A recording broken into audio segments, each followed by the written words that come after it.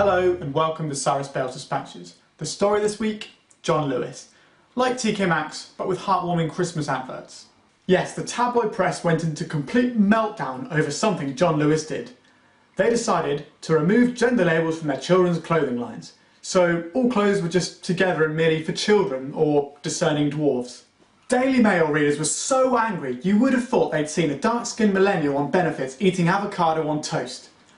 All the clothes previously available were still for sale, and most people have exactly the same shopping experience as before. The only significant difference is that people are now free to buy whatever they like and get more choice rather than being confined to half of the kids section. You wouldn't have thought this was a big deal, right?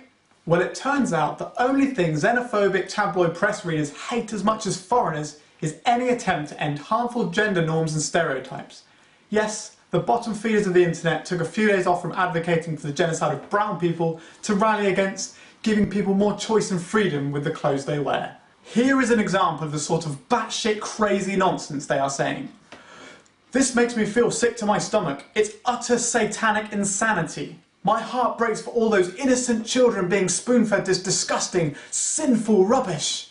Surely, having rigid girl-boy sections is much more of a spoon-feeding approach, whereas just having an open section is the exact opposite of forcing things upon anyone. It should also be noted that this happened last year without any commotion, and most of these shoppers have probably purchased things from John Lewis since without being bothered by gender neutrality at all.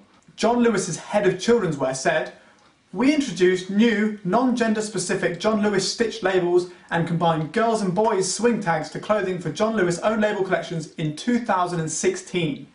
We do not want to reinforce gender stereotypes within our John Lewis collections and instead want to provide greater choice and variety to our customers so that the parent or child can choose what they would like to wear." Why would anyone possibly have a problem with this? This one angry person explained his viewpoint. "Gender is the bedrock of society, and the people who are behind the gender neutral movement are after destroying our society from within." In a way, the person is right. Society is full of strict gender controls. However, they are oppressive and the cause of a whole host of problems in our society. Unlike biological sex, gender is entirely unnatural. Every given society in different places of the world at different times has its own specific set of characteristics that it labels masculine or feminine. It's entirely arbitrary and it's a learned concept, not biological. Think of it like a horse. It learns to do dressage. It's entirely unnatural. And just like gender norms and stereotypes, it's completely ridiculous. Think about it, women who dress masculine tend to be ostracised and called butch and unattractive. And then there's a specific problem of males wearing anything feminine, because this worldview is predicated on men not only being significantly different from women, but being better than them.